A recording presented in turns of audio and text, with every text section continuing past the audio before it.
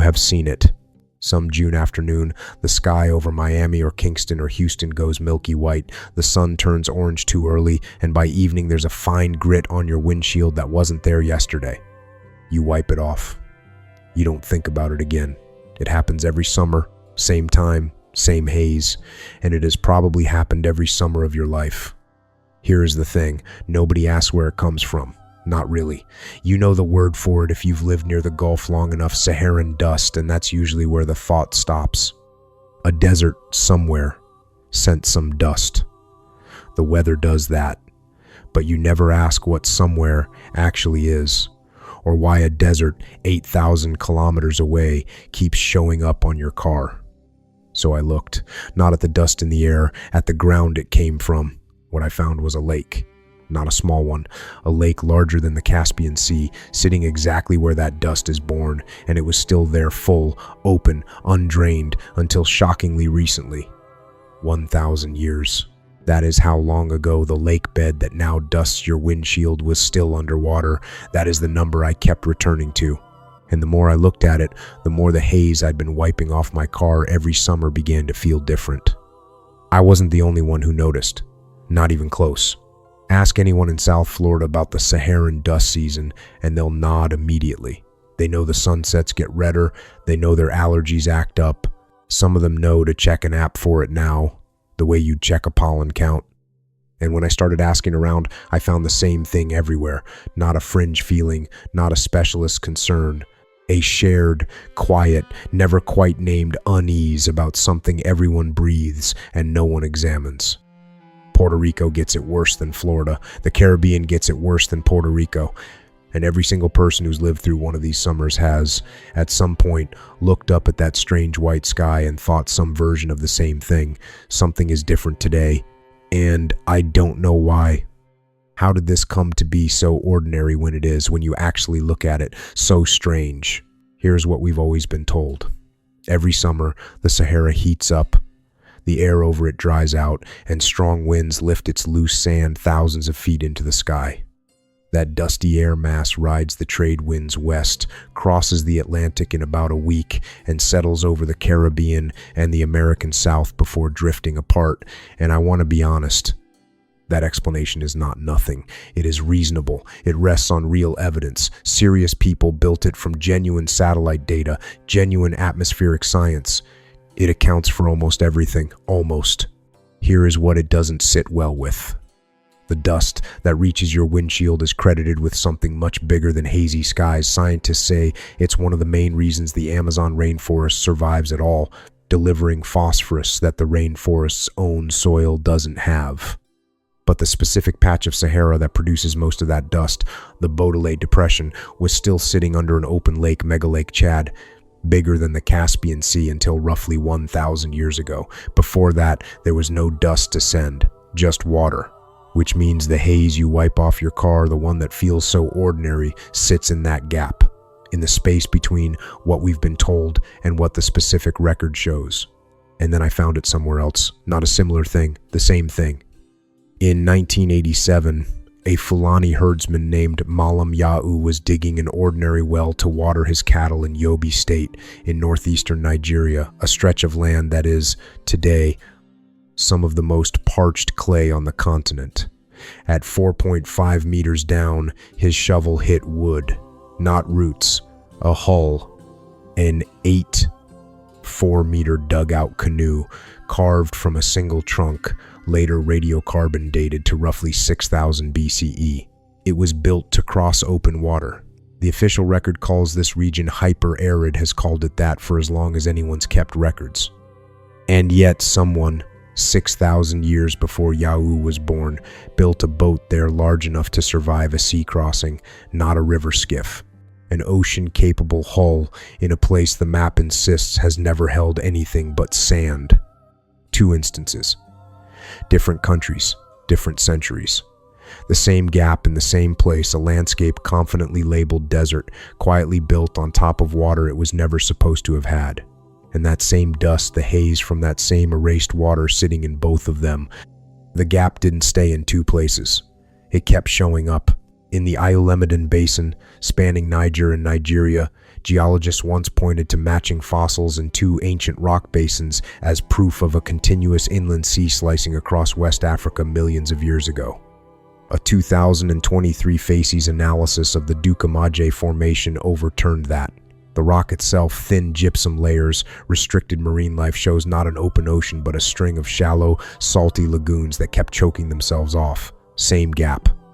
Further north, in the Fezzan region of Libya, researchers once measured ancient shorelines at over 500 meters above sea level and named the lake behind them Mega Fezzan, more than 126,000 square kilometers of open water. Later teams walked the same escarpment and read the evidence differently. Not lake shorelines at all, but localized springs seeping quietly at the base of a fault line. The two interpretations still stand in open disagreement. Same gap, this time contested rather than closed. Further north still, in the depressions of southern Tunisia and Algeria, a French officer in the 1870s convinced a government that an ancient inland sea once sat there. Described by Greek historians centuries earlier, he proposed cutting a canal from the Mediterranean to refill it. In 1879, his drill hit solid limestone 20 meters down, and the entire project collapsed under its own geology. Same gap, a confidently claimed sea, dissolved by the first careful measurement. This is not the shape of coincidence. Coincidence scatters. These clusters, and the haze is in every one of those places. Not metaphorically. The same Saharan air layer that forms over the Baudelaire forms over Niger, over Libya, over Tunisia, the entire stretch of ground where every one of these confident claims quietly failed. It is the same dust, off the same disputed ground, that ends up on your windshield in Miami. You were not handed something local. You were handed something that started over a 5-country argument about what used to be there. Here is what the official explanation requires you to accept, not as a conspiracy, as simple arithmetic. 4 separate scientific claims about this same stretch of ground: the Cretaceous Seaway, the Mega Fezzan Lake, the abrupt versus gradual end of the Green Sahara, and the fate of modern Lake Chad, were each built by serious researchers, published with confidence, and treated as settled. And each one was later overturned or seriously contested by a different team, working decades apart, using data the first team didn't have. 2 research groups, 2000 and 2008, disagreed on whether the Sahara died in centuries or over 1,600 years. 2 more, 2007 and 2011, disagreed on whether Libya held a 126,000 square kilometer lake or a scatter of springs. A UN-era model claimed Lake Chad had lost 95% of its surface and was dying. A 2020 satellite study found it drawing 70% of its water from underground and holding stable. 4 claims. 4 reversals. 1 landscape. I am not saying anyone was lying.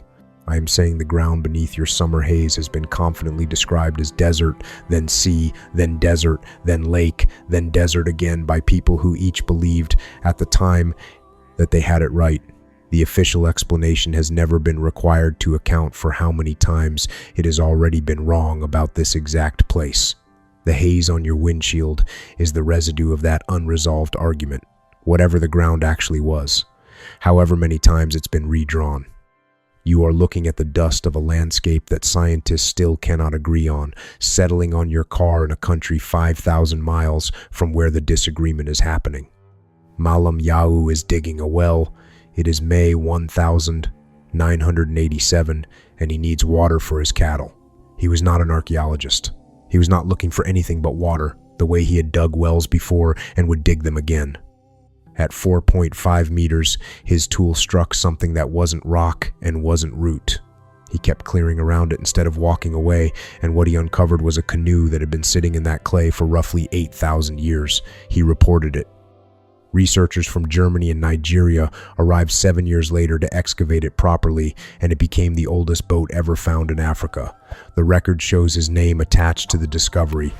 It does not show what he thought, standing over a boat in ground he'd always been told was desert. He was not making a decision, he was doing his job. And that job, done exactly as it was meant to be done, pulled a 6,000-year-old contradiction out of the same soil that still sends dust across the Atlantic every summer. Malam Yau did not know what he was part of. The record does not show that anyone told him. That is either ordinary bureaucracy or the most important thing in this entire investigation. The record cannot tell us which. I want to be honest with you about what I cannot prove. Not as a disclaimer, as the most important thing I can say. I cannot tell you exactly how much of the dust that reaches your window today traces back to the specific lake beds this investigation covers versus other parts of the Sahara that were never underwater at all. I cannot tell you whether the pattern of reverse scientific claims, seaway, lake, desert, lake, again reflects something genuinely strange about this landscape, or simply reflects that paleoclimate science is hard and young and still correcting itself the way most fields do. And I cannot tell you what the Dufuna canoe was actually for beyond transport, trade, migration, fishing, because no one alive knows, and the wood itself can't say. What I can show you is the pattern. What I cannot show you is the intent. And I want to be clear. A pattern without documented intent is not proof of anything. It is a shape in the record that the official explanation has not been required to account for. I am also aware that I have been looking at this pattern for weeks now. Minds that look for patterns find them. I am not exempt from that. What I am asking you to do is not to trust my pattern recognition. I am asking you to look at the specific documented reversals I have shown you and tell me whether the official explanation accounts for all of them. It does not account for all of them. That is not my conclusion. That is the gap. There is one thing the record preserved that connects the haze on your windshield to everything I have shown you. The Dufuna canoe still exists.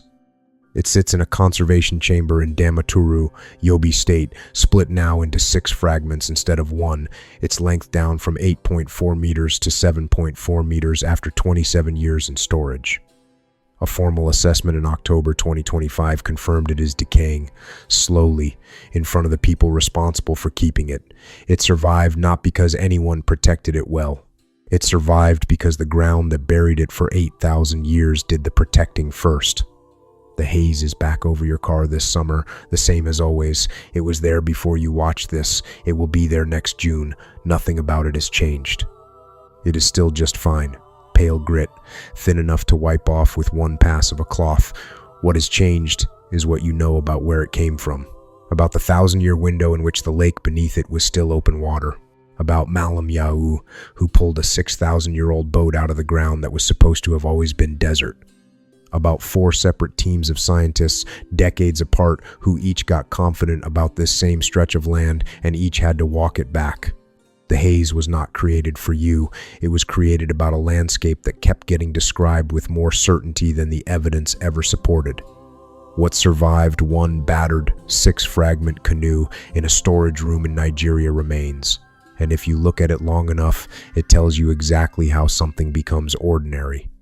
Not through familiarity, through the completely ordinary act of no one ever explaining why the certainty was there in the first place.